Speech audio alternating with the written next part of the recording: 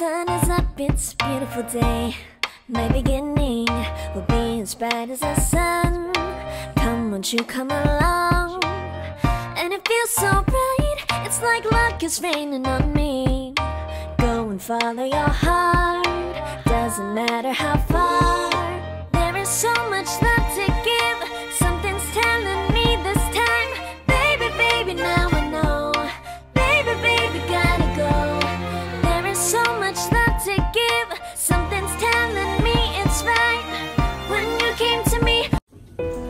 Hi guys, it's Cooking with Life Love again, and today magluluto tayo ng biryani na tilapia. Ayan, mag-experiment na naman ako guys, kaya tara, samahan niyo ako.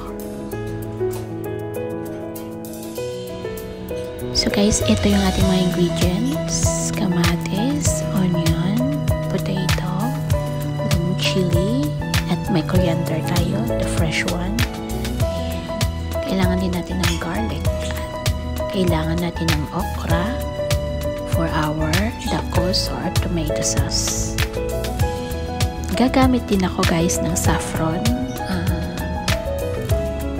Optional siya. Kung meron kayo, okay lang. Kung wala, okay lang din. So, heto na siya. Sinok ko siya guys sa hot water para lumabas na yung kanyang kulay. I'll be using also some bay leaves, cardamom, fennels, cloves, and cinnamon stick. Meron din tayong peppercorns. So guys, unang gagawin ko is yung tacos or our tomato sauce. Magbe-blender tayo ng tomatoes together with the garlic.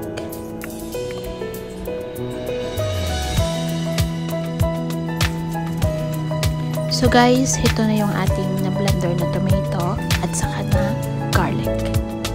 Set aside na muna natin guys. Of course guys, kailangan natin ng tilapia. So, yung meron ako is yung slice one lang. So, mas maganda sana yung whole na tilapia yung gagamitin natin. Pero okay lang yan guys. Kailangan din natin ng 2 cups of basmati rice. Soak lang natin siya sa water. So guys, marinate na natin yung ating fish. Lagyan natin siya ng paminta. I added also some turmeric. A teaspoon. Salt. And a squeeze of lemon.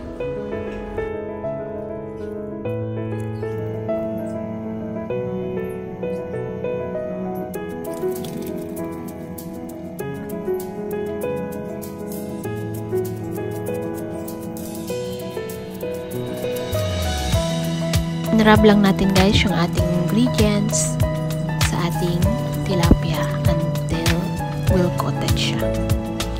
Then, set aside natin siya ng konti. Then, ipa-fry natin siya.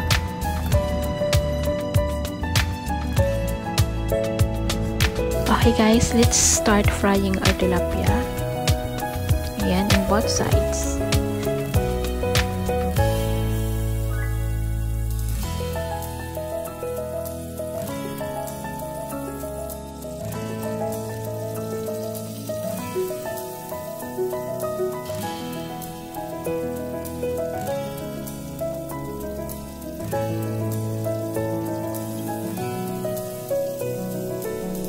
So guys, habang nagpiprito tayo, pwede nating umpisahan yung ating tacos or yung tomato sauce natin. So, in a cooking pot, add natin yung konting garlic at saka konting onions.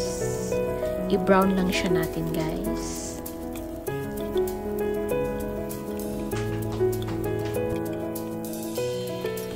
Add tayo ng konting salt. Then, let's add our tomato. Blended one.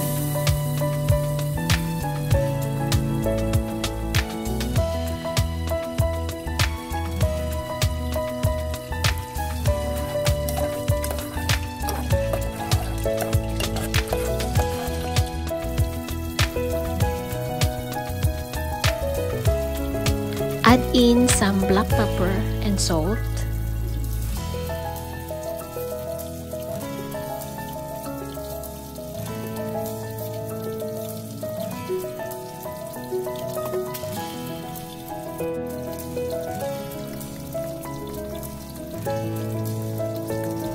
Nag-add din ako ng turmeric and some tomato paste. Guys, kung meron kayong dried lemon powder or whole, pwede nyo ring idagdag. Nag-add din ako ng hot water, guys. Kayo nang bahala kung gaano kadami yung sauce na gusto nyo. So guys, leave lang natin siya hanggang sa mag-boil, hanggang maluto yung ating fresh tomato.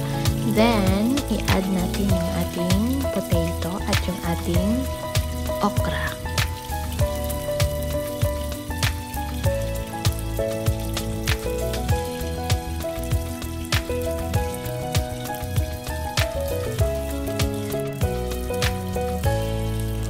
So, hayaan lang din natin siya guys hanggang sa maluto yung ating potato at saka yung ating okra.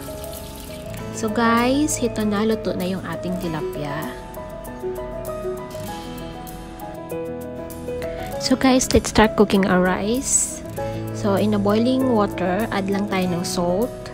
Then mag-add tayo ng ating inihandang ingredients kanina, yung fennels, peppercorns, cinnamon sticks, cardamom, and bay leaves.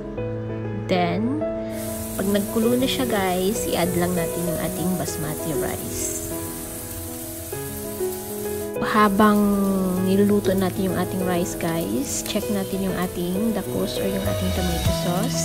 Hindi pa siya totally luto. So, mag-a-add ako ng magic sarap. Yan, timplahin na natin. So guys, magigisa na tayo para sa ating tilapia. So, in a cooking pot, igisa lang natin yung ating onions. Ayan, lots of onions. Then, mag-a-add tayo ng konting asin. So, igisa lang natin siya guys until brown.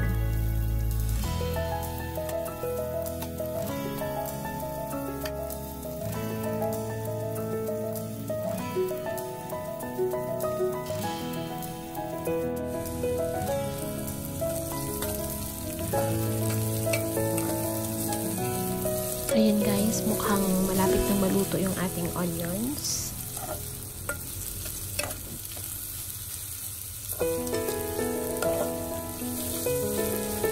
So guys, konti pa guys. Leave lang muna natin siya. And let's check our tomato sauce or yung ating dakos. Ayan, mukhang luto na siya guys.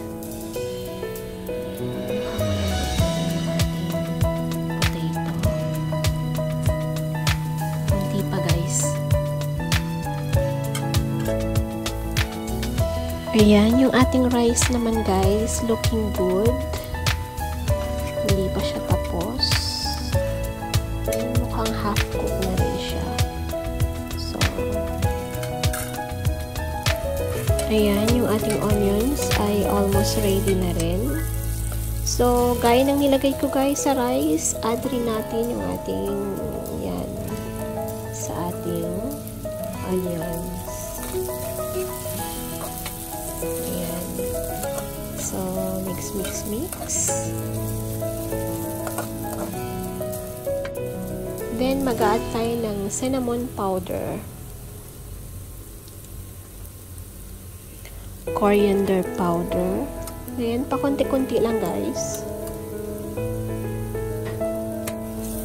Then, mix natin.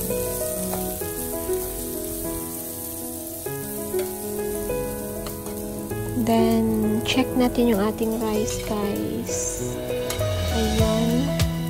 Almost ready na rin yung ating rice guys. So, hinihintay lang natin yung ating tilapia na maluto. Then, pwede natin siyang i-add sa ating rice.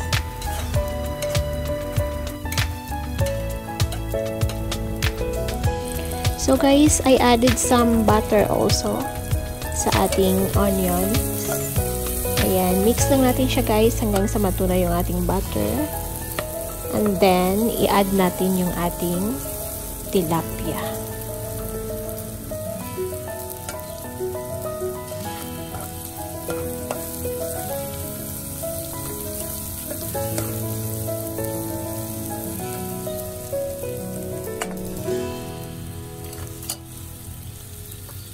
So guys, mix lang natin ng konti. Ayan, ingat-ingat na hindi madurog yung ating tilapia.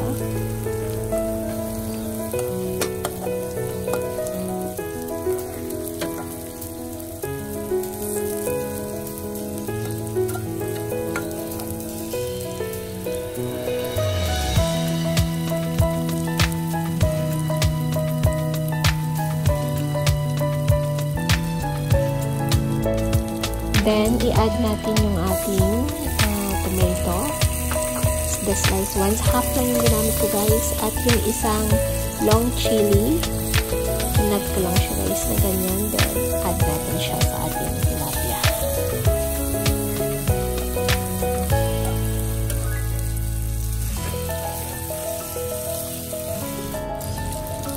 Ayan guys, mag-a-add ako ng konting-konting hot water sa ating tilapia.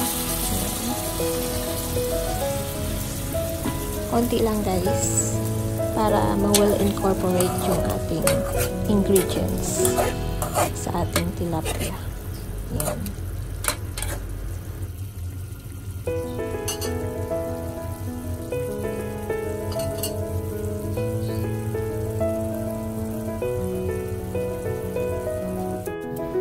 So guys, ready na po yung ating rice. So, i-add na natin yung ating saffron para maging makulay ang ating rice. Ayan, pour in lang natin siya guys on the top of our rice. Ayan, look at the color.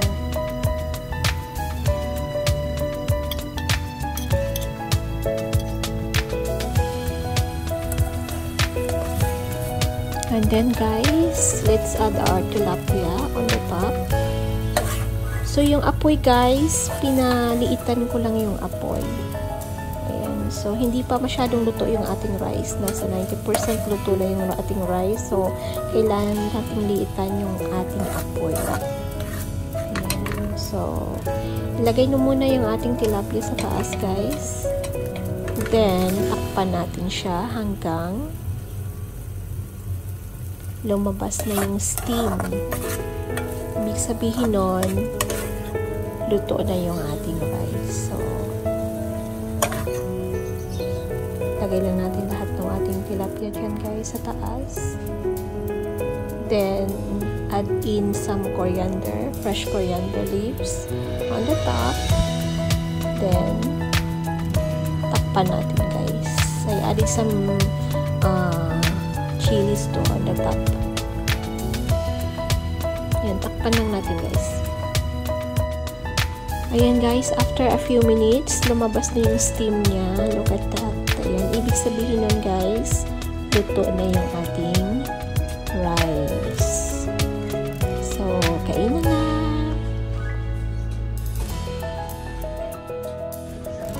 Here we have guys our tilapia biryani with tomato sauce a la Life Love.